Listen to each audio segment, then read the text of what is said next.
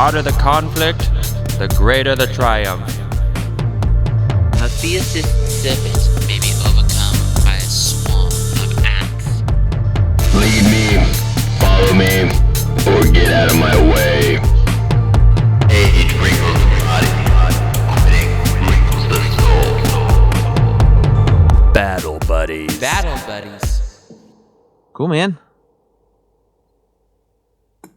The Iliad. Wait, fuck. Not the Iliad. Not the Iliad. Not the Odyssey either. Nope. Although we'll have to do that before the fucking Odyssey comes out. I'm excited about that. Hell yeah. Although everyone that I speak to, and this might have came from you, I don't even remember, but everyone I speak to seems to not be excited about Matt Damon being in it. Matt Damon's a weird choice. I don't care, though. It's Christopher He's wicked smart. Nolan. Like, you're wicked smart, you're wicked smart. He likes apples. This all works. You need to do it with your accent. My boy's wicked smart. There it is. Ladies and gentlemen, welcome to Battle Buddies. We're on a part 2 situation, so if you have not heard part 1, go back to that. But we're doing Vikings. Vikings. Here at Battle Buddies, the heavy history for the average Joe, as it were. And for Joe. And for Joe. Oh, dude, Joe, for sure. Long-time listener. Not average. Not average. He's slightly above average. We've seen the it. text messages. All right. Before we even get in to the content for today, I want to go over some research I did after last episode because it's interesting, and that's the only reason. Oh, some after action notes? Kind of, but not even after action. I just think it's more context. But yeah, essentially it is a little mini after action before the action's actually over. Tell me everything. Tell me nothing. So we were talking about wolves, right? Yeah. The wolf theme is huge in that early section. And you were asking questions that I was blowing off. And you're like, can the wolves also be good? Because, like, what's going on here? And I was like, no, they can't be good. Well, they can be good, kind of, if there is good in this culture, which is debatable. I asked such good questions. That dude. was great. Well, it led me to this whole thing about a big part of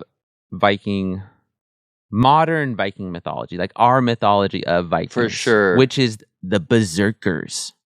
Tell me about a berserker. So I'll explain it the way that our listeners probably know of the berserkers. Berserkers, you imagine, if you're playing them like in a game, they're going to have no shirt on. They're going to have 2 axes. Oh, yeah. They're going to look like The Rock. They're going to look like The Rock. Yeah. In Dungeons & Dragons, this would be your barbarian saying, I would like to rage. What's the stat that he would have a lot of? Like vitality. Because they just want health. They just want straight health, strength, so that they can, maybe endurance, maybe. But they want health and strength. My strength is my weakness. It is. And I got to spoil something about our modern read of Spoiler berserkers. alert? Yeah. All right.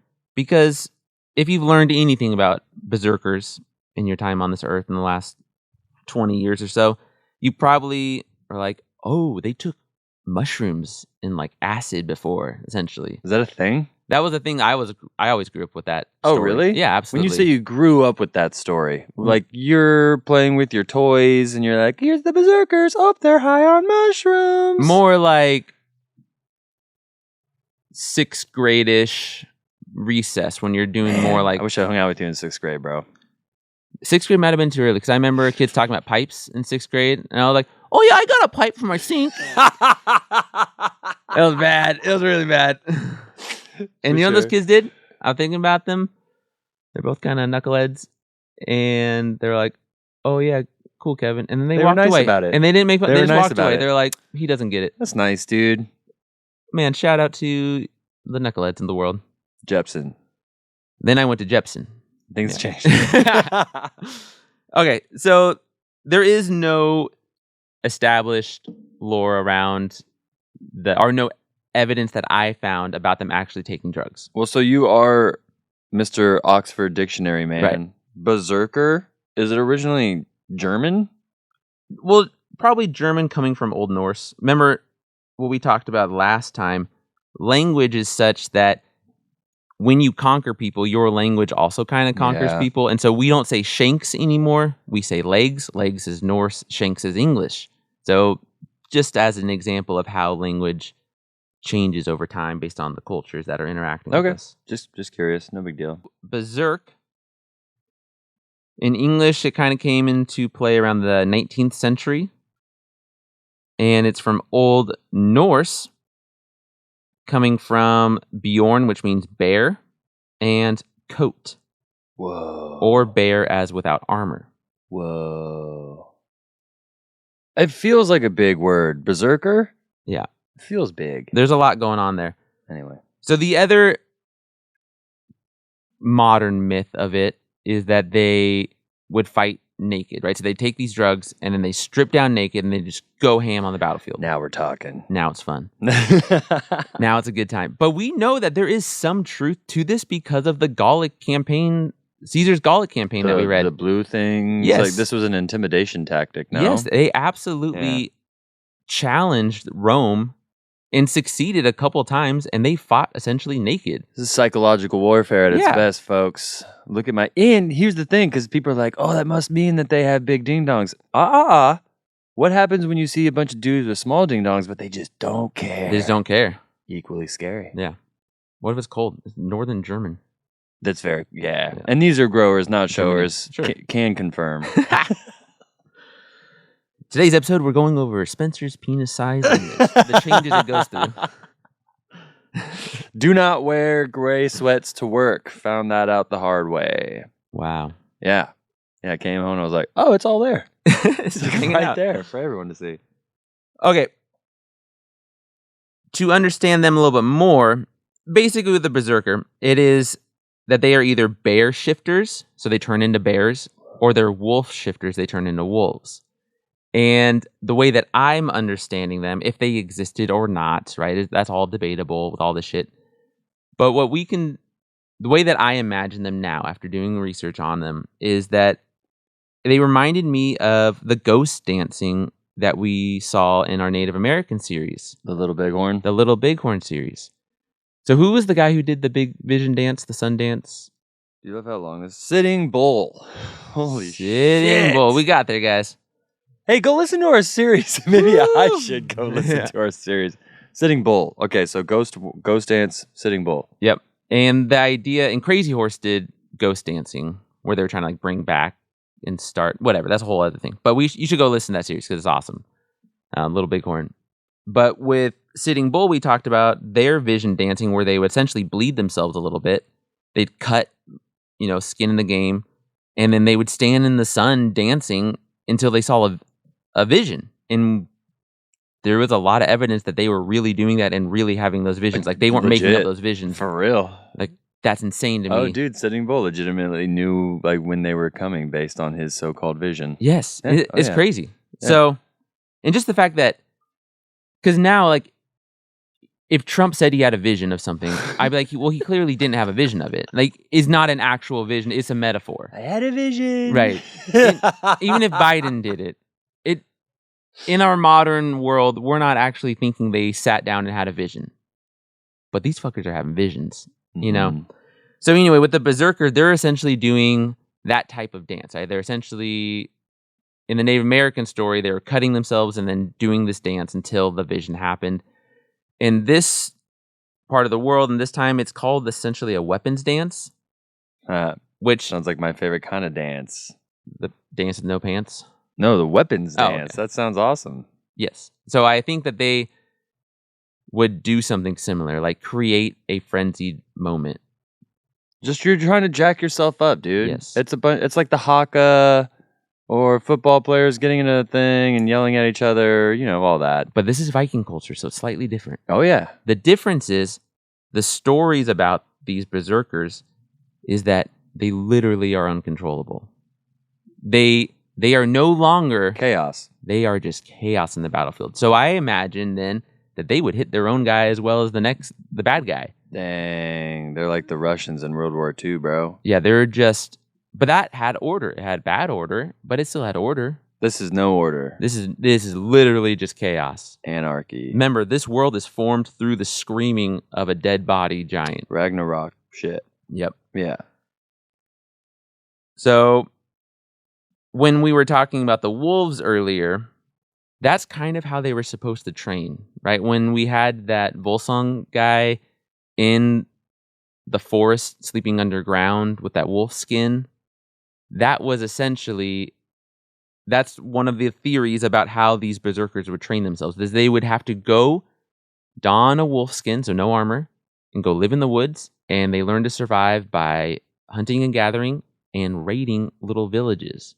So it's a part of their ethos potentially. This seems similar to what was it? We're doing it again, but it seems similar to something else that we covered of one of the similar training Spartans. Yes. The Agora or whatever it's called. Yeah, it sounds like that. Very Yes. similar to that. Yes, absolutely. It strikes me as interesting, the lack of structure. It's essentially just go out there and become a man.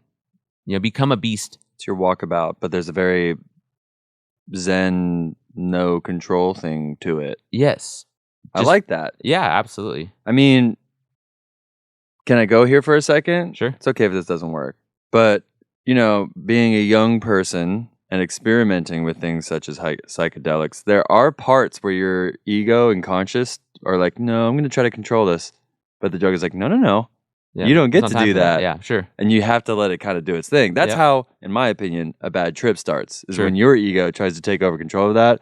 But a psychedelic experience is more about, like, actually, you're not in control of any of this. Right. And I think that they don't need the drugs. That's dope. Everybody's probably taking drugs. Every culture has laws about drugs, so clearly every culture has drugs, right? That's just a thing. Human beings like to alter their consciousness, Sure. dude. But I was thinking about how to explain this when we were talking about they don't need the belief system because they just feel it. And Oh, you had time to think about this, huh? it's all around them all the time. And I was thinking about, the most rationalist atheist person we know.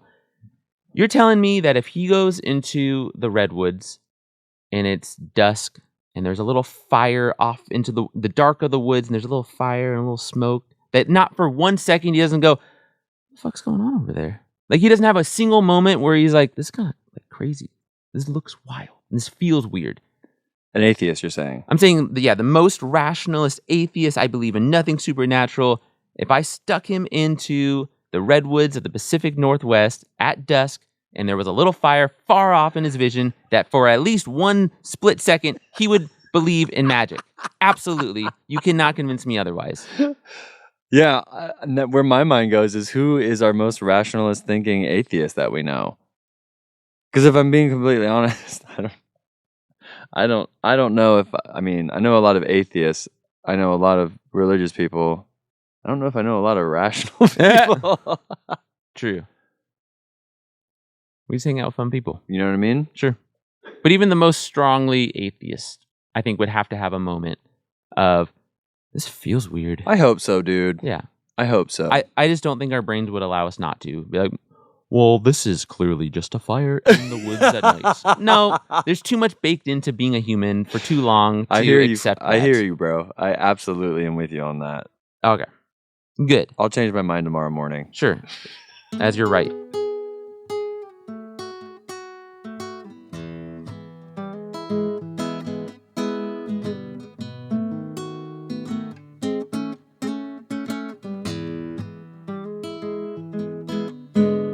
All right, so we're going into the legends today. We'll be doing it a little bit different from our mythology, but I think you guys will like it. Heroes will be remembered. Yep. But legends never die. It's true. The Sandlot. The Sandlot's the best. Okay, a very, very brief timeline of the saga so far. We have Odin. He had a son who went to Earth, Midgard. Under the Volsung's kingdom, Odin put a sword in a tree and it caused a big fight. 2 of the kids survived and they get revenge.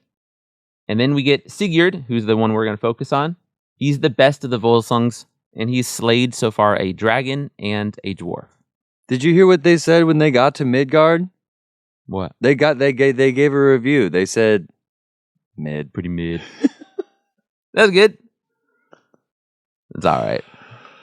Okay. That's why they pay me the big bucks, bro. So myths are turning into legends now. This is the purpose of today's episode. And if you listen to all of the myth episode, first of all, thank you. Hell yeah, thank you. We appreciate you. There were a lot of names and a lot of plot, but I wanted to keep it in because I felt it showed the vastness of their mythology and just how crazy and weird it is. We're going to focus, now that we get into the legend section, on just like this one guy. We're just going to focus on Sigurd today, and we're going to see how legends work. So once you go from a myth, like your cosmology, you kind of know how your world works. The legend is going to be based in things that you can't call it historical. But for them, it's historical. It's King Arthur, right? King Arthur's around this time period too. And I think for a long time, a lot of people in that part of the world be like, yeah, he absolutely lived, or something very similar to him lived. I think that a good example for what you're trying to say is when we think about like the Lexington and Concord thing, right? Sure. There was that guy that rode the horse. Like, that's all bullshit. Sure. That's all just a huge legend that we've created as a story that we were literally teaching in schools Yep. to children for years and years and years. But we were teaching a legend. Yep. Even though it was like, I think it was like a woman who like crossed a boat, like a river. Anyway, I don't know. Point being is that we constantly have these stories in our mind that we absolutely keep as truths and alter them as history. But you're saying, no, we're not doing that.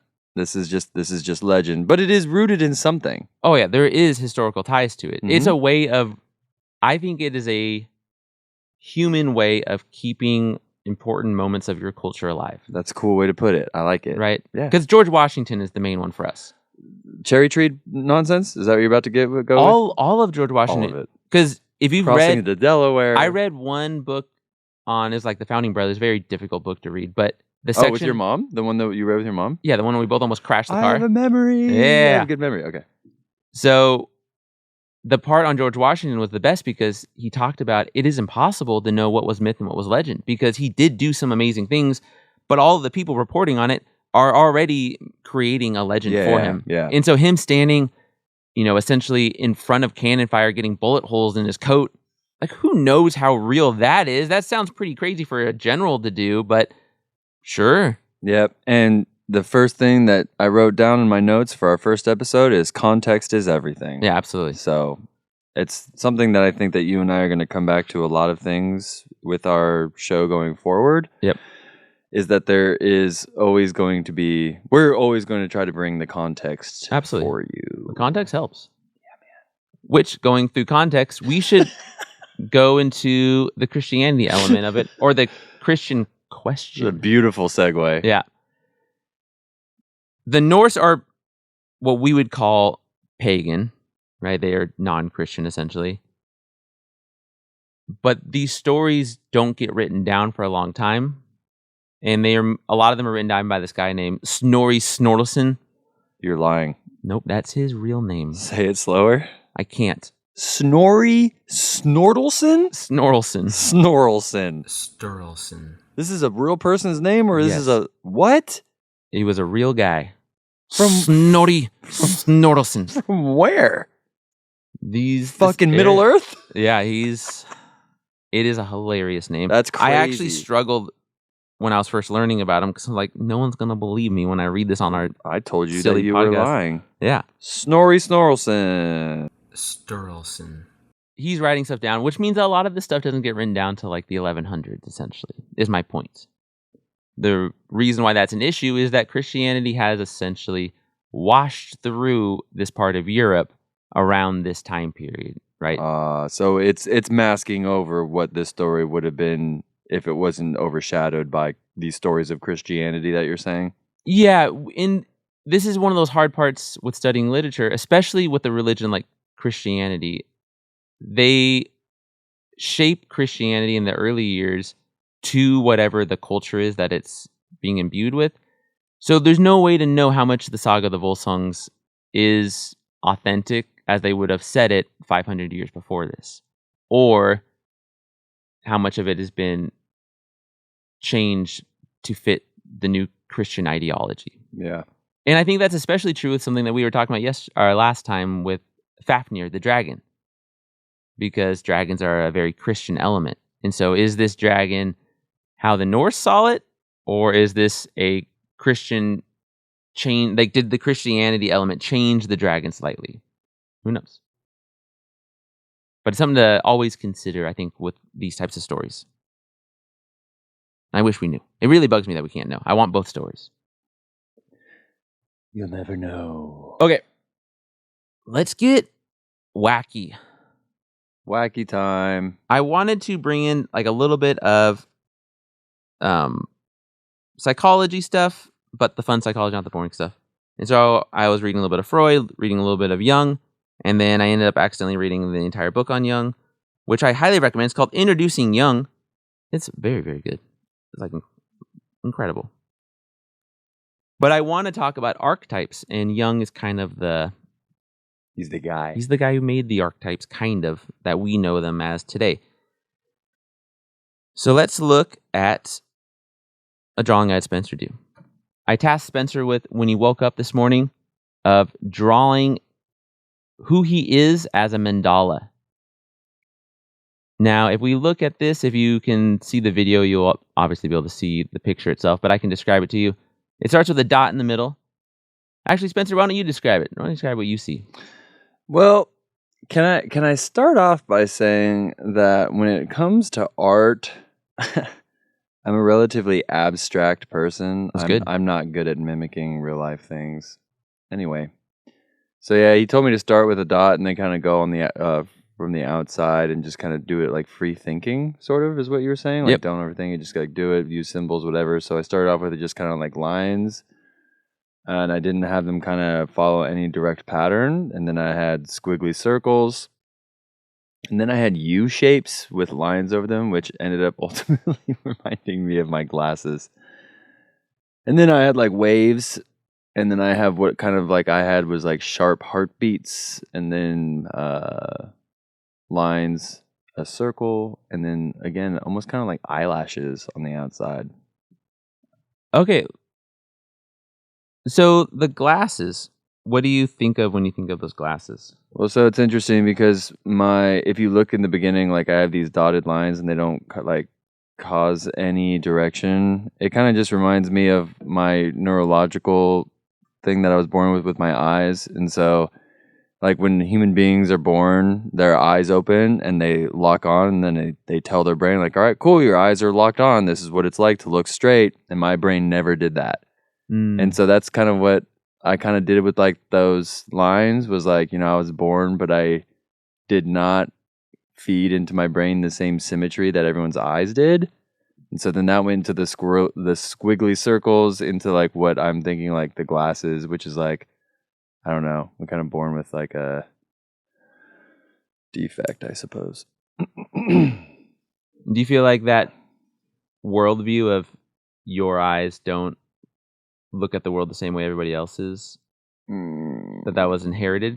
I mean, I think that everyone views me differently than I view like myself personally, because everyone, based on like me wearing glasses at a young age, including an eye patch, right? Because I was a part of that fun experiment in the 90s. People would comment on it, whereas I would never comment it. So I was like, oh, so you guys all care about this, whereas I don't really give a shit. So it's like, quickly at a young age, I started to realize like, oh, people's perception of you are different than what you see of yourself also outwardly. So at a pretty young age, I really didn't give a shit about what was on my body, including clothes and all that stuff. I was like, I don't care about any of this. So you're able to use something that was harsh and turn it into something positive for yourself? Over time, yeah. It took time.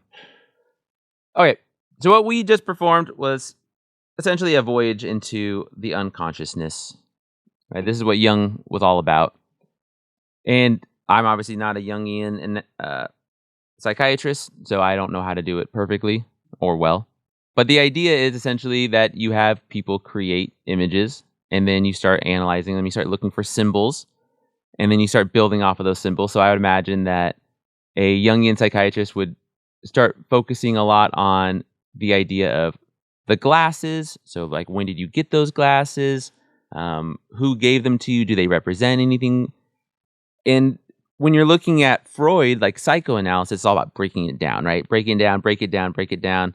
For the Jungian analysis, it's all about bringing it together, which I really like. So it's about, eventually you would hope to get to a place where you would see your parents as supporting you by getting you the glasses. So like creating this like idea of wholeness from this Like, idea of brokenness. Yeah, almost like an interconnectedness Yes. to it. Yeah, for sure. That's cool. That's cool. It is cool. Jungian Yeah. analysis is fun. I see this as a positive. I think that their therapy message is pretty good. And what goes on, why I'm talking about this, is it has to do with legends a lot. Because if you read through some of his famous interactions with people that are going through psychosis and stuff, and they draw things and they have visions all the time, a lot of times it'll be like a sword. Really? And then, yeah. And then so they start talking about the sword, and they realize the sword is the bravery of her father that she's inherited, and that she needs to take up the sword of bravery. And so he's like, yeah, you absolutely do. You know, essentially I'm just yes-anding you, but having you develop symbols, and we're looking at mythologies together. So like King Arthur had a sword, or Sigurd had a sword. And what do those swords mean? Can your sword mean something similar? Because then this is the fun part. And if you don't like this, then whatever, you're boring. Good, dude, sick burn, bro. But Jung is talking a lot about things like ancestral memories and the collective unconsciousness. Basically saying there is something else going on with our brains and our unconsciousness beyond what we can understand through conscious thought. I mean, I took a psychology of consciousness class in college. There's absolutely something to that, right? Yes. Yeah, there's absolutely. I mean, even the fact that there are volumes and volumes of books and, academic classes that you can take on generational trauma. Sure.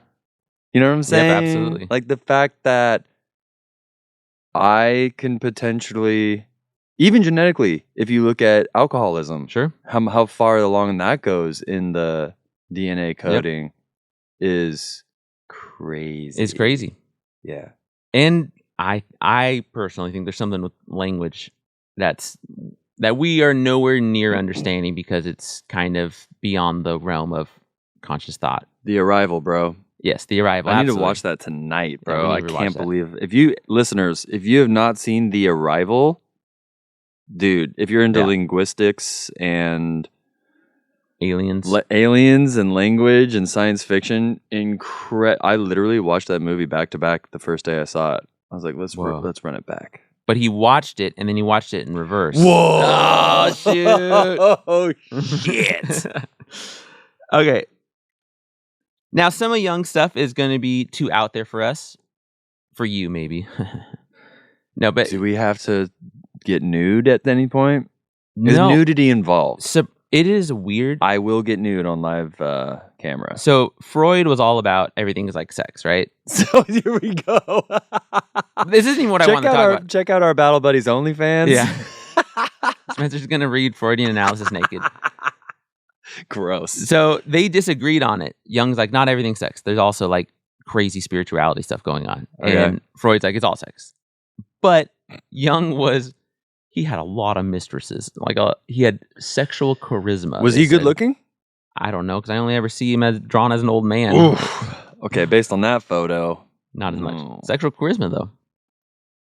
Anyway. I- The other point about the unconsciousness thing is that Jung is talking more about that your unconsciousness can externalize, and that's where people are like, that's a bridge too far, because you're getting into stuff you can't measure. Yeah. But it's fun. It is And- fun. One of Jung's lasting things that he created essentially the introvert extrovert, that idea. Did he truly? Yeah, because he started mapping know out these that. ideas. This will get into archetypes, and we'll just take a brief segue, but it's fun. If you don't like it, just skip ahead.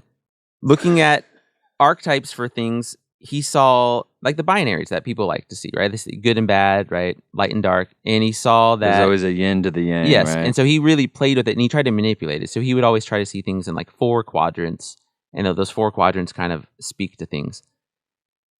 The introvert extrovert, we start getting personality types, and so I am fairly introverted. Spencer's fairly extroverted. We are able to mesh pretty well because of that. We also start getting other archetypes based off of that scenario, because within the introvert extrovert, there's also like all this weird stuff that happens. You have these ideas of trying to seek balance, right, in yourself, or you have these classic characters that start appearing. So these characters are archetypes. Like if you are a feeling extrovert, then you have like a shadow version of yourself that's the opposite. And so all these things start becoming very, very wacky, but they're very fun. We keep going with this idea until we get to archetypes, and the archetypes become things that people like Joseph Campbell are going to take to make the hero's journey and to make all these templates that we use. And so one is the sage.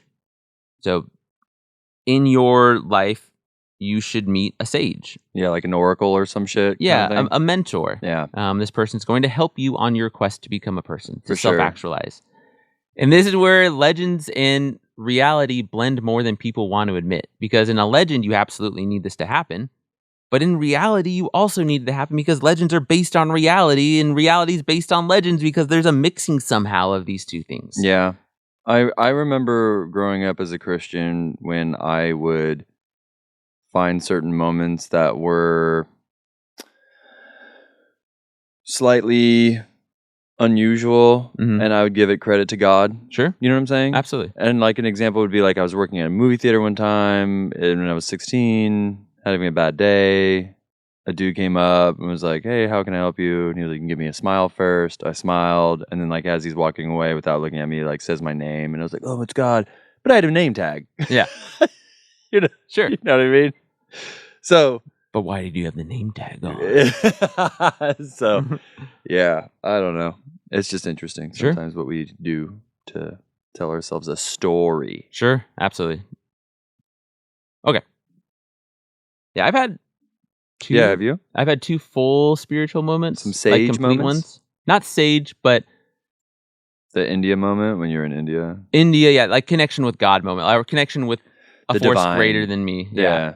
So in India, when I went to one of a prophet's burial site, while it was like father and sons putting the tapestries over the coffin, and they would do a circle walk as they did it, like you circumambulate it while you do this, and they were like chanting, and I was just hit by a wave of something. Yeah. It was crazy. Yeah, you felt something Yeah. heavy. And then was the other one when When my uncle died, Yeah.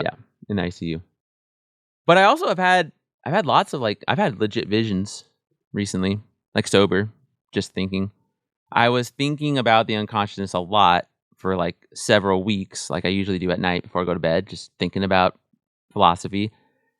And then I felt myself go into my own brain, and I found the portal to unconsciousness as a green diamond, and it was perfectly flat 2-dimensional, but I realized that inside it is the entire universe, and that I could pull from it whenever I wanted to. And I realized I'd never been alone in my entire life because I had the entire universe wrapped up inside me. So that's bad for you, right? That's awesome. It's so cool.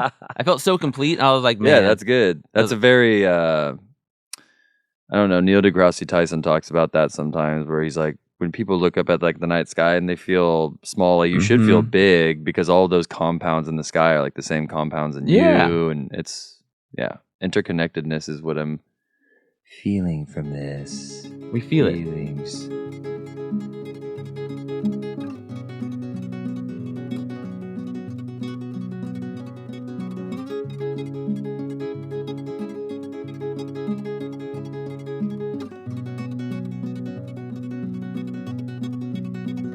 So let's talk about the saga, the Volsungs, the legends. The Sigurd is who we're focusing on Let's today. talk about death now. Now, we're going to, like I said, talk about this story differently than if you just read the story, and we're going to talk about it differently than we did last week because we're going to focus specifically on archetypes and these characters that represent things or these moments of the hero's journey and how that plays into Norse mythology. Is archetype, would you say, is just a fancy way to say caricature? Yeah, it's a type of character. A type of character is an archetype. Mm-hmm. Okay. Just making sure I understand. Sure, and we'll go over some right now. So, the archetype of in the hero's journey, you should meet a mentor. You usually meet the mentor after your call to adventure, but it's not set in stone. May I ask a clarifying question? Sure. Hero's journey is when you leave home. Sorry, let me back it up. I do this lesson every year. I can do this. There was once a man. His name was Joseph Campbell. Joseph Campbell was kind of like a cultural anthropologist, meaning that he studied cultures around the world, mainly by studying their mythologies. That's how you used to do cultural anthropology. You still do a little bit. He started finding similarities between all these cultures around the world and all their myths. He's like, there is a lot here that's the same. Mm-hmm. So then he started building out templates. Like, what are the general things that everything follows? Yeah. This is the hero's journey. The hero's journey is like, 12-ish steps. And these steps, just different things need to happen in each step for you to become a hero. I think in our modern world, what I was alluding to earlier is our issue is we think of this as just applying to stories. But if you read Campbell's book, which I highly recommend, it actually reads really well. He's talking about us as people. He's talking about how do you become the man you're supposed to be. And there are some issues with his take on it, which we'll get into in a minute with Brynhild. But overall, it's not a bad message because we teach teenagers. And in teaching teenagers, the part that rings true every year, and I reread that part of the book every year, about not being on your path, not being on your correct path, making you a tyrant. And that you are a tyrant for yourself and for others. Mm-hmm. And I see that from kids, because who are the kids that piss us off the most? Not the ones that are duds, because a dud is a dud kind of thing, right? Right now you are a dud, that's who you are. The ones that piss us off have the potential to be so much, and they're squandering it. Yes, and that's what's killing all the relationship, and you as the adult are so exacerbated. But it's because of that. It's because of that tyranny. So it's given me insight into my own practice and my relationship with people. Mm-hmm. Yeah, I think that the modern lens, listener out there, when you think the hero's journey, think of your classic Star Wars. Luke Skywalker has to leave his farm to go find out who he is. Yes. And along this journey, he's finds his father. There's this whole thing. So I could do it real quick for this one. It's pretty easy. Yeah, but Star Wars, because George Lucas loved Joseph Campbell. Is that right? He See, there you loved go. the Hero of 1,000 Faces. Yeah. That's a fact. He absolutely used the 12 steps for There you go. Luke. So good call on that, knowing Thank you. that. I thought you already knew that. You didn't know that fact? The hero's journey? That he loved the hero's journey? That George Lucas did? I didn't. Oh, cool. When I heard what the hero's journey was, I was like, this is literally Star Wars. Yeah, Star Wars, So. Lord of the Rings, all stories, all the Marvel movies, Mm-hmm. especially the Iron Man, which is the best arc of the modern Marvel movies. But I like what you're saying, and I think we need to lean more towards that, where it's like, this is actually us. Because I did the hero's journey too. Like, when I had the opportunity, I fucking left home, bro. Self-actualized. I have to go find myself now. It's important. I know I will feel wrong if I don't. 100%. Because then what are you? You're turning 42 and you wake You're up on being a couch tyrant, like you're talking about. and you realize that you needed to go change. Like, well, it's too late to do that now. Now you're going to ruin people's lives. Self-sabotage, Yes. as we were talking about. So we can go through the hero's journey real quick about how I would apply it to the Saga of the Volsungs, and then we'll talk about some of the archetypes and typical things that it hits or it subverts, because that's more what I want to focus on. Sigurd, you start in the ordinary world. He starts in Earth, right? He's in Midgard now, and he's born. You would normally get a type of call to adventure. So he's being raised by that dwarf, right? Regan. So that's his ordinary world. He gets the call to adventure. Regan starts giving him these quests, and he doesn't really say no. Usually you refuse that call to adventure first, right? That little act of humility. You're like, no, I don't want to do it. But he doesn't really seem to mind. He does do some other quests before he takes on his challenge of slaying the dragon, right? Regan's like, I need you to slay a dragon. And he says, I need to go do some other things first. He's also usually given a talisman of some kind of weapon around this point. And the talisman is his father's sword, Graham. That's why it had to be reforged. So it's his weapon. Once you accept the call, you usually meet a mentor who's going to help you. Sigurd has 2 mentors. He has Odin, who helps him with the dragon, how to dig those other trenches, and Regan, who's that dwarf who ends up betraying him. So already we have some subversions, because your mentor is not usually supposed to betray you. Your mentor is usually supposed to die before you can finish the quest. So sounds like Star Wars. It does. Oh, Obi-Wan dying before he can kill Darth Vader absolutely has to happen. Mm-hmm. Now, what's weird is the story starts to like really deviate from the typical hero's journey, and it could potentially reveal to us how Vikings saw life or becoming a man, or how they saw the world. Normally, slaying that dragon would be his ultimate challenge, right? That's the thing that starts him on his quest to start his whole story. But he slays the dragon pretty quickly in the story. Mm-hmm. And so you're supposed to do a whole bunch of things before you even do that. But he just crosses the threshold to that kingdom and just kills the dragon. And that starts the huge subversion that we'll see now, right? The dragon is not his supreme ordeal. It's just another test that he goes through. And he is going to gain a bunch of magical gifts. He gains the heart of the dragon, right? Which lets him understand birds. Of course. Right. But I think that let's pick these apart for Viking mythology and culture, potentially. And we're doing a lot of reading into a society through one text, so it could be completely inaccurate. But it's fun, at least. Eating the heart of a dragon gives you the ability to understand birds. What that means to me is going out and being a part of nature will help you gain skills with understanding how nature works, which apparently is valuable as a warrior.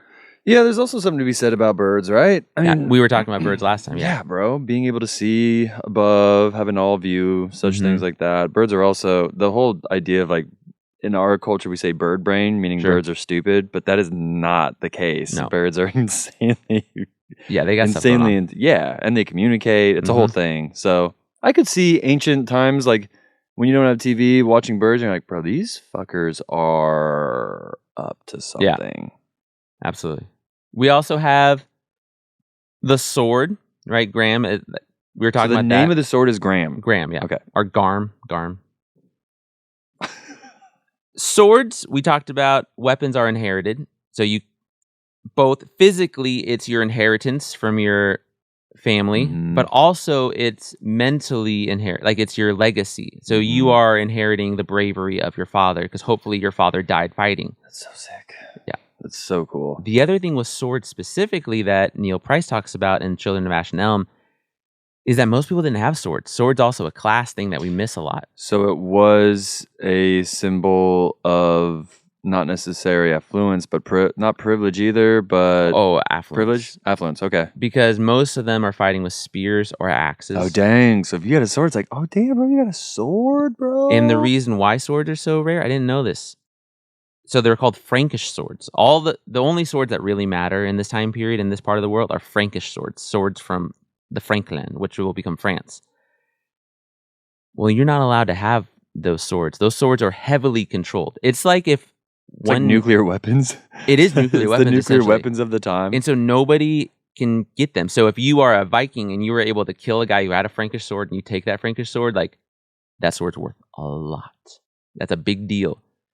And if it's, big enough deal for you to be buried with that sword, you must have been absolute king. So there's all this weird stuff that this makes the whole like sword in the stone myth more magical to me. Yes. Now that I understand that. Okay. Yeah, that there are types of swords that are very rare. Yeah.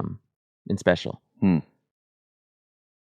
Okay, so he slayed the dragon. He should be now essentially taking the treasure that he got, right? That was his boon. Boon is a gift from the god. So he got the treasure from Loki that gave it to Fafnir.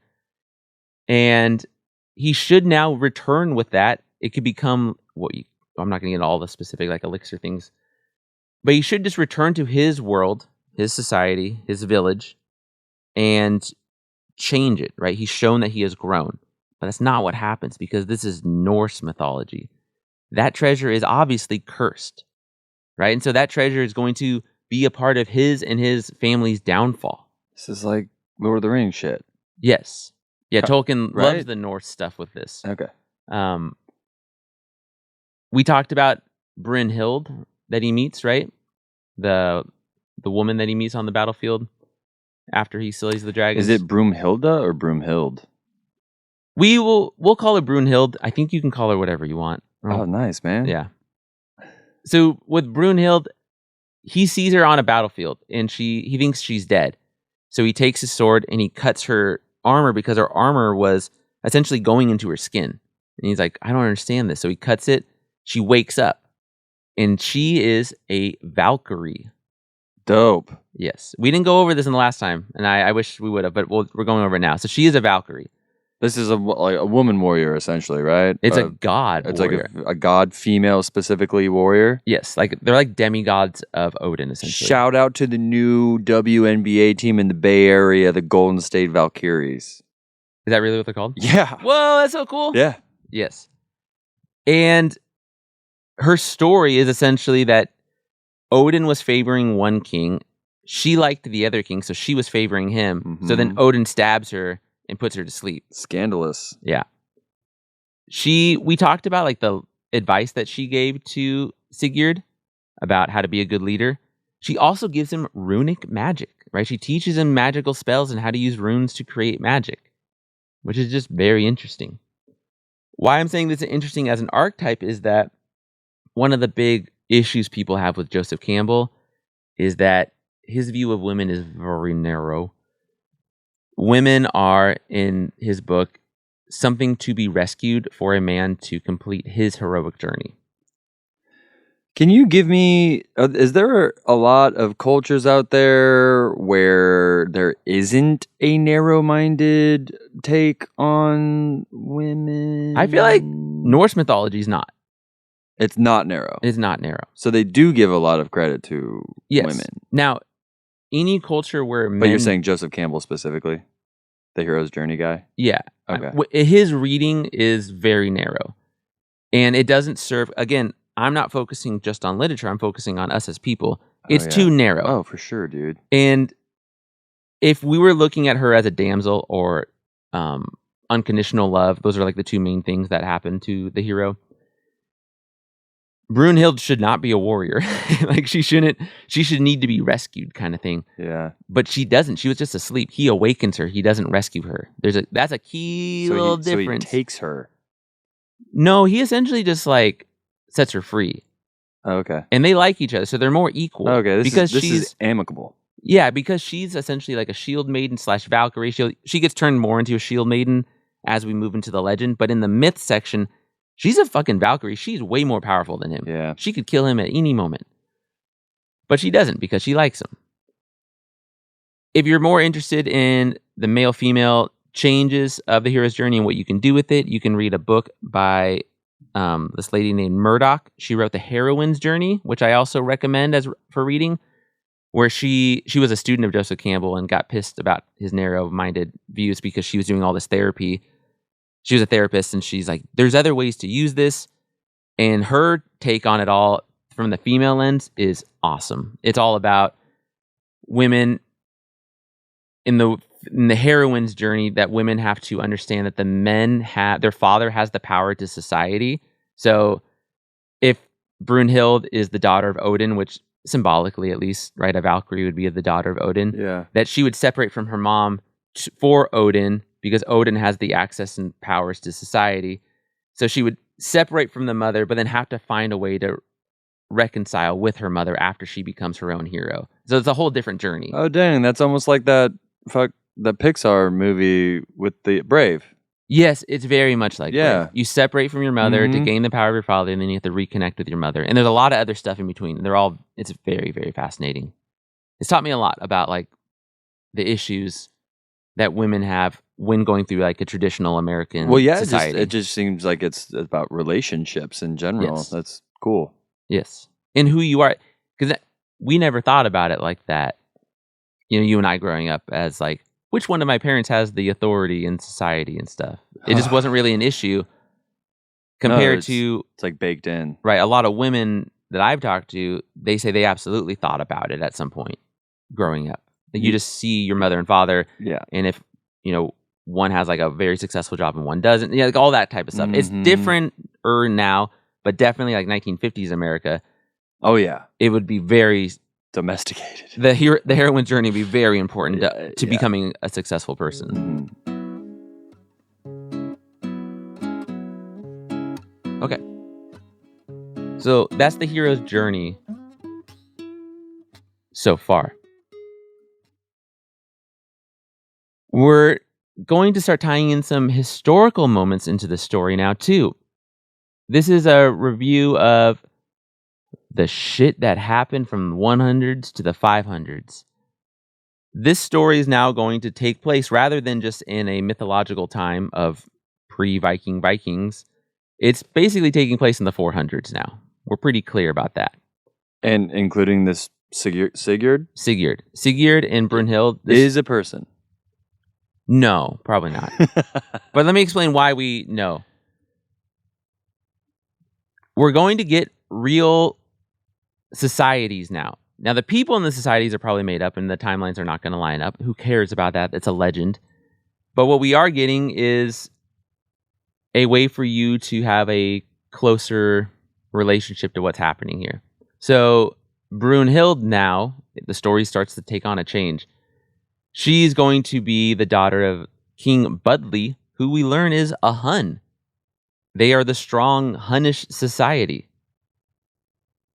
We also get to meet this other family under the kingdom of Giuki.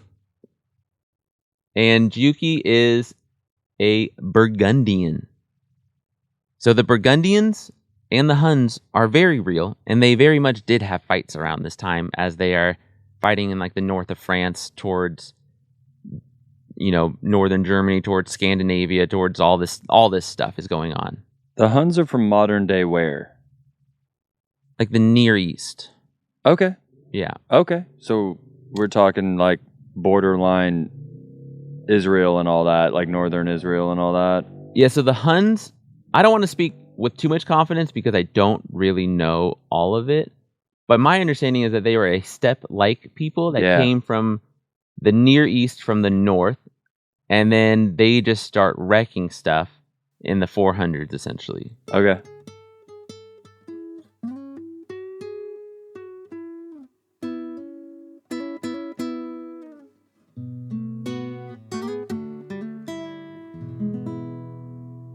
Now, Sigurd, we know, likes Brunhild, and when we moved from her being a Valkyrie, we ended with her being essentially in a tower, which was weird. It's very, Rapunzel. Thank you. Yes. But we know she's a Valkyrie. This is the myth turning into legend part. I don't understand the transition. I've tried to look it up. It doesn't really seem to make sense. It could be Snorri was confused about his sources. It could be a lot of different things. Or it could just be how we mash these stories together. And these were multiple stories you would tell like on a campfire. So who knows? But she's essentially in a tower now. And Sigurd wants to marry her. He thinks that she's very pretty. But it's obviously not going to go well because this is Norse mythology. What happens is that Brunhild has a friend. Her name is Gundrum. I wrote it as Gudrun, but that's wrong. It's Gundrum. And Gundrum is the Burgundian daughter, right, essentially. She has a dream, and she needs Brunhild to read her dream for her. Dreams are very important in Norse mythology. They have what's called the Dramskrok, which means, and this is what Spencer thinks all dreams are, dream nonsense. That's just when you have dumb dreams. Sorry, world, that I am less enthused with messages from dreams. Whereas the Jungian in me now is all about it. That's cool. Yes. They believe that the future was preordained. Much like how my wife views that the future is preordained. Truly. She sees it as an arrow. And so if a time... Really? Oh, yeah, absolutely. Yes. It explains a lot about how she interacts with the world. Whoa. Do you? No. Me neither. I know. It's really fun. It's really fun being married to somebody with a completely different philosophical view. But it gives me comfort when I start getting too into the weeds of like the chaos of existence. And she's like, but everything's just the way it should be. I'm like, oh, that's nice. I'm too punk rock for that. Yeah. So they view that the future is preordained and dreams can show you that future. Okay. This is called weird. The word weird. Truly. Yeah. So let's take a little etymology sidebar for a second because it's fun. The word weird as we use it, right? You call somebody weird because they're being atypical, right? They're being goobers. Weird used to be spelled W-Y-R-D, and it would be the Weirding sisters, so like types of Nords. So they would be fortune tellers. So your weird is your fate. Whoa. And so if you call somebody weird, you're saying that they are acting like somebody kind of removed from society, somebody that can kind of has this almost like savant-like ability. Yeah. So in that way, being called weird is more of a compliment. In my mind, because I want to be... It's changed over time. Yeah. Interesting. Now it's purely negative, but I think when it was first being used, it was more as, you're not fitting in with you're us. Out. You're out. Yeah, you have something. For sure. But there's a value there because the Norse love their prophecies and they love their dream visions. And these are the types of people, probably women mostly, because we know that women were the practitioners of magic, that they would be the ones that would have these things, that we could trust them. Bene Gesserit. Yes. Okay, so I want to read one of these dreams. So this is the dream that Gudrun... Oh, I did spell it right. It's Gudrun. That Gudrun... Oh, we're going to hear a dream right now? Yeah, we're going to... Let's dream it up, dude. I dreamt, said Gudrun, that many of us have left my bower together and saw a huge stag. He far surpassed other deer. His hair was of gold. We all wanted to catch the stag, but I alone was able to do so. The stag seemed finer to me than anything else. But then you shot down the stag right in front of me. That was such a deep sorrow to me that I could hardly stand it. Then you gave me a wolf's cub. It spattered me with the blood of my brothers. So those are Norse dreams. But that means that that's going to happen in the future? Yes. Whoa. But it needs to be interpreted by somebody that can, divine it. Stag is a horse, right? No, stag is like a deer. Like okay, my bad. So stag, when they were looking for the stag, at one point it seemed like they were attracted to the stag. They're like, ooh, that stag's hung, bro. Oh, have you... Hunting descriptions are so very sexual. And that has not changed at all. And it was beautiful. It had 14-point buck. Like, come on, really? Dude. I don't know. There's something there. Also, Shakespeare, you are a hunter of the heart, but heart is spelled H-A-R-T because heart can mean the heart in your body or a deer. Right? There's always been always been a thing. Absolutely. Whoa. Hunting for an animal versus for love has been a trope, I think, as long as English has been around. Are they trying to say that, like, the dance of when you are trying to get a girl, is that the hunt, so to speak? Like, like some courting. Remember the girl in high school that, like, just kind of liked to be, like, chased but didn't want an actual relationship? Yes. Yeah, it's like that. That. Yes. I just want to be hunted. Explained why it gets problematic very quickly, because one is hunting to dominate and kill an animal, and so sometimes men mostly, sometimes women, have problems. Yes. If they don't get their kill. Yes. You problematic. Guys, just make sure you guys lay on some couches and talk to people about your problems, dude. That's all. Don't hurt people, please. Just don't hurt people. Anti-hurting people here at Battle Buddies podcast. Man, we do cover it, though. These last 2 episodes, we have done some good hot takes. Let's hit. What do you mean? Yeah, dude. We've been anti-Nazis. Anti-Nazis, anti-hurting people. Anti-rape. We cover all of it, though. Yeah, it's fun to cover and read about. It is, yeah, it is. Maybe not fun. It's interesting. It's interesting.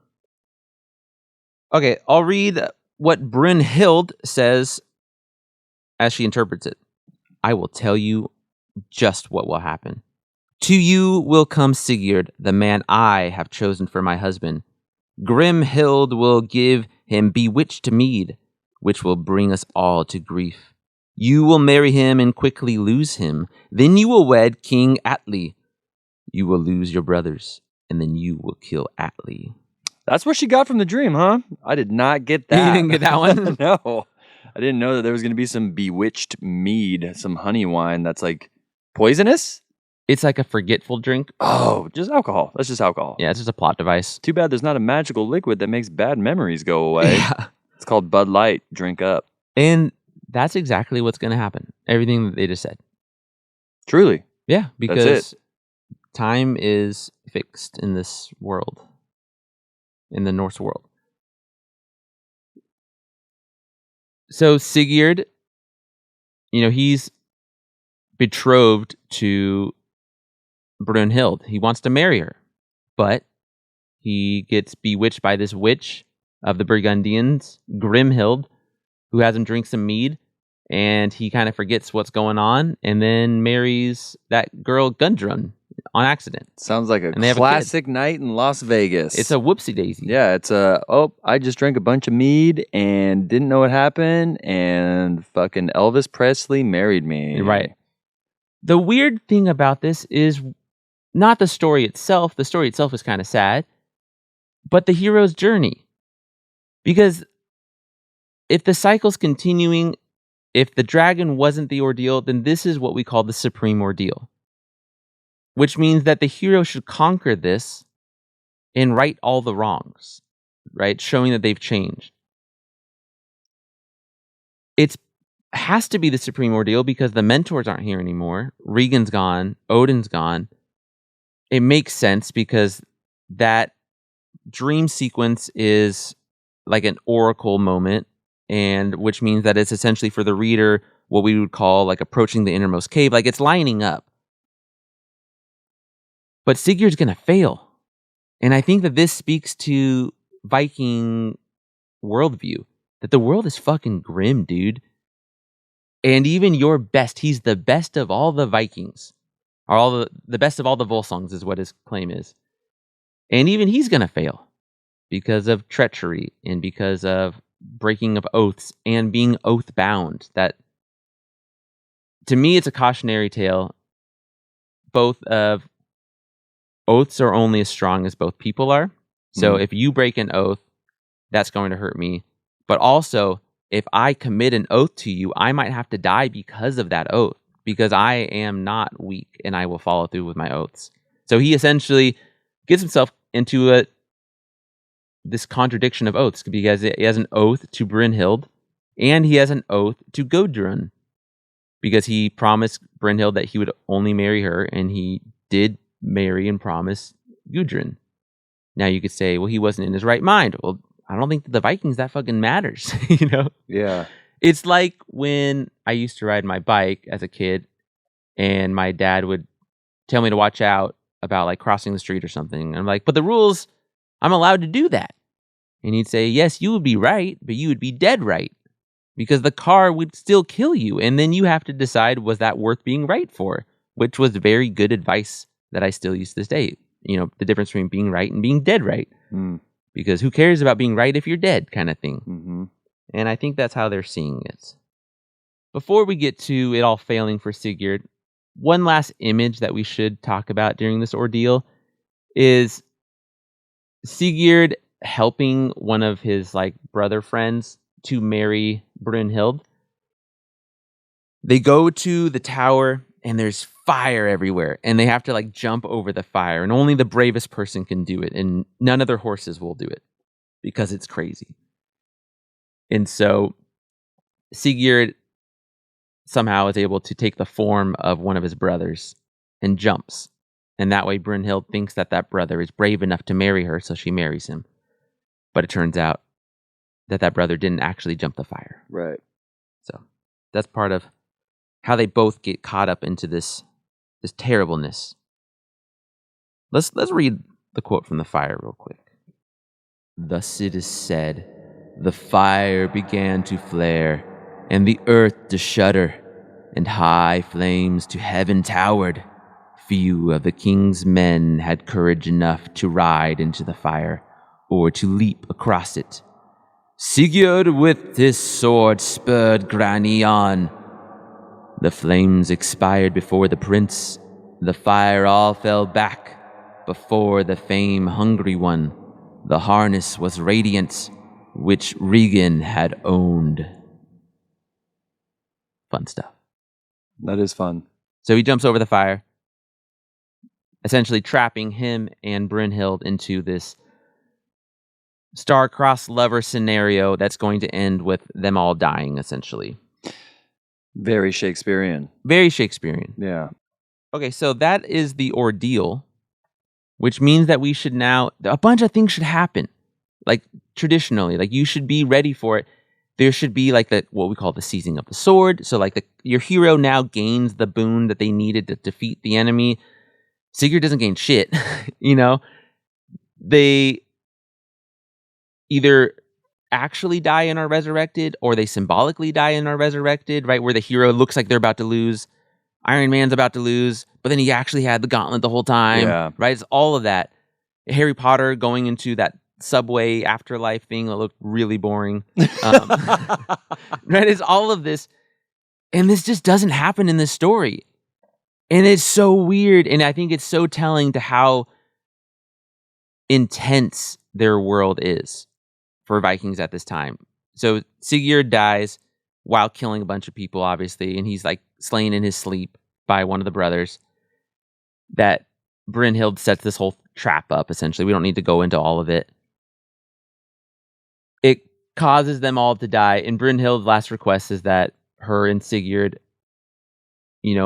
die on a pyre together. So they're going to die on the same fire, which they all honor, because they do honor what they can honor. So there's no resurrection. He's just dead. And this isn't even the end of the book. This is the end of what we're going to talk about, because we're just focusing on Sigurd. For the after action, I'll go through the trampling of his one daughter who survived. She gets trampled by horses. Ow. Yeah. But there's some fun stuff with like ripping out of hearts and stuff. Oh, fun. Out of people's beating chests. It's cool. But Sigurd's dead. No heroic journey. The hero is supposed to, after the resurrection, have that elixir. So whatever that main artifact is, the whole point of the quest, the Last Crusade, Indiana Jones' The Last Crusade. Yeah. When he gets the Holy Grail to heal his father. Yeah. Right? So you get the thing that heals the land or that fixes the problem. He doesn't get it. The elixir is probably his treasure. This is just a fucking Gone Girl ending? There is no ending. It's just rough. Gone Girl Gone ending's Girl. really good. It's kind of, his treasure is probably the elixir as we're looking at the archetypes of things, but his treasure's cursed. And so everybody that starts to go for it after this gets cursed. And I think that this is me rationalizing it all, and I'm reading probably way too far into it. But the fact that this treasure's cursed and that cursed treasure is a thing makes me think that the Vikings knew their raiding economy was not sustainable. That their idea of, I raid to gain wealth, to give, to oath bound to other people. I have to do it because it is the only way that we're surviving, or I feel I have to do it. But at some level, I do think that they knew that this was not a sustainable thing, that this would lead to their destruction if they didn't adapt. They are literally the Las Vegas Raiders.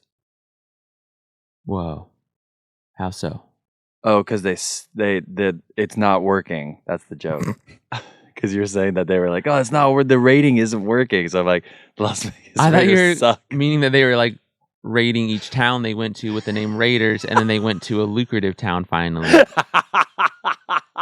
Our jokes are very different. No, I'm saying that they're not good at football. Yeah. That's the joke. But your Hey. joke is better. I know. I'm sorry. What did you say? That offends me, I think. Yeah. If I could read, this would be really offensive. Yeah, so it's kind of anticlimactic right there. But it's a Gone Girl, and that's what I'm saying. Like sometimes things just end. Yes. Sometimes there is no resolve. Sometimes there is no resolve. And there kind of is. I mean, the saga does end. We'll do it in the after action report. But it's not good, you know. Now let's start to transition this. So Sigurd's dead. The best of all the Volsungs.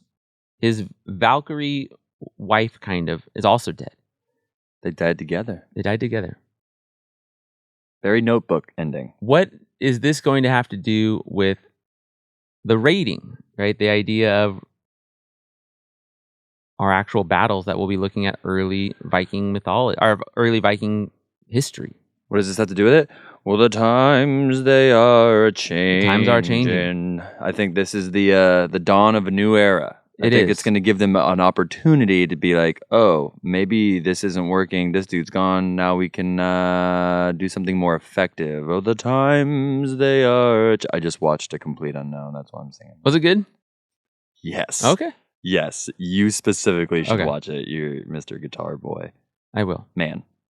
Guitar man. It's not a little guitar. This is a normal size Hey, guitar. Woody Guthrie. I do love some Woody Guthrie. If we are going to summarize the archetype, the legendary Viking, it's somebody that has some type of noble lineage, right? Because Sigurd had a noble lineage. That's the whole point of the mythology, right? Is the connect it to that. It's the raiding to gain wealth, going out. It's not being afraid of taking on like the darker forces, or even getting made fun of, like him gaining these runes. That's a woman's thing to do, right? That's what it's supposed to be. Only women practice magic. In Odin, in Sigurd. So actually, I think it's safe to say a few of them would. Or wouldn't be Odin afraid is of- Sigurd's dad, correct? like his great grandpa. Okay. Great So grandpa. is the next person is it also a descendant of Odin? Yes. Who is it? From Sigurd? No. I thought you said the next person that's gonna take over Oh, would have who- to be somebody. Well, I was thinking of actual Vikings. Like, Oh, I'm thinking that this is what, if this is their model of the hero, like we look at Luke Skywalker and it resonates with us as this is what a hero is. A hero wants to go out and explore, defies the odds. defies the odds. We don't care about, danger. But then when it gets real, we get real with it and we rise to the challenge. This is a very American view of it, right? It's westward expansion. Mhm. I think Star Wars is a clear example to me of the remnants of like Manifest Destiny and westward expansion, because Luke Skywalker is not fulfilled living on a pretty dope farm with pretty dope aunt and uncle. They have robots and stuff. It's like it's an not the worst oxygen thing. farm or is it a water farm? They're moisture farmers. Moisture farmers. There it Yes. is. Water. Okay. And so, nothing, obviously you have to go out sometimes, but he very much wanted to go out.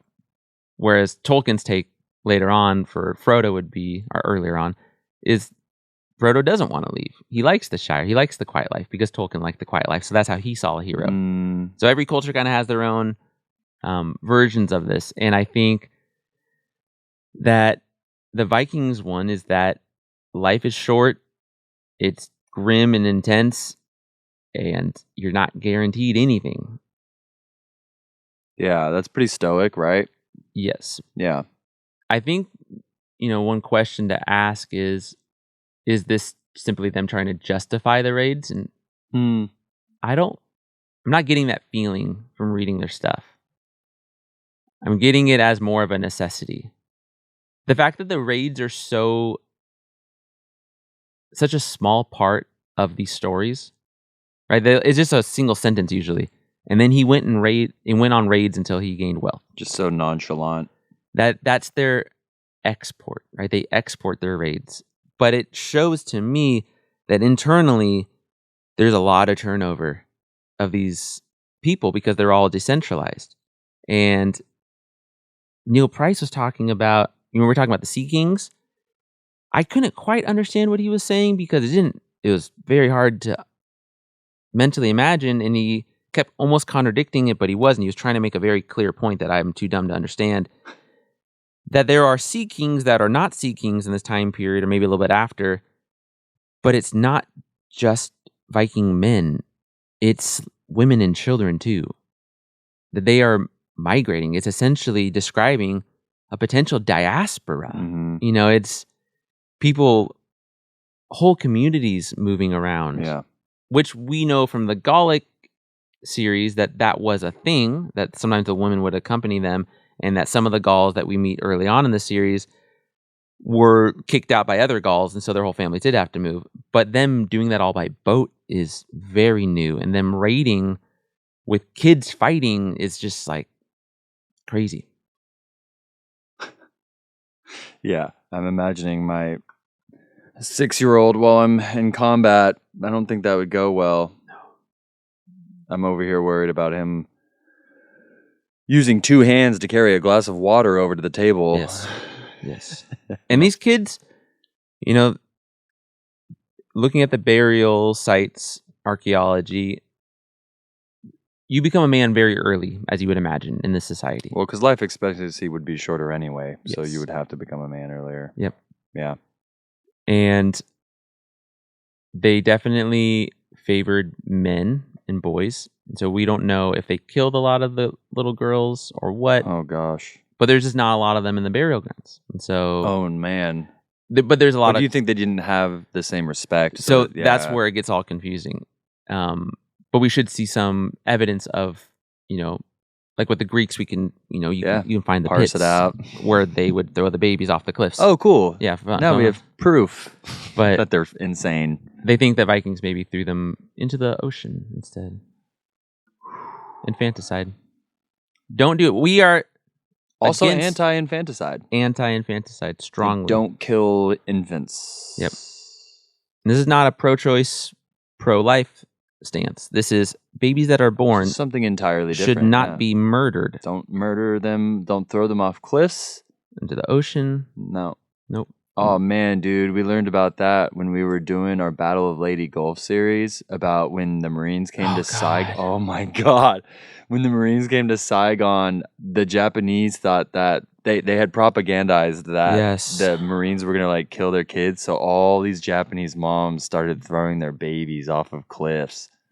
Oh, my goodness. You know what? It's interesting you bring up Japan in World War II because it's not dissimilar. We kind of took the Dan Carlin approach with understanding Japan in our series by saying Japan became imperialist to not become colonized, Mm-hmm. and that became eventually their own destruction because they couldn't stop it. Mm-hmm. That's essentially what the Vikings are doing. I think they had to adapt to the 500s, whatever the hell happened there. And then by adapting, they created this feedback loop, which became very destructive to them over time, except for they end up conquering most things. Their solution is to convert to Christianity eventually. Oh, good. How did that go for them? Well, they don't care at all. They needed the legitimacy of the Pope, essentially. Yeah, dude, that guy's powerful. Yeah.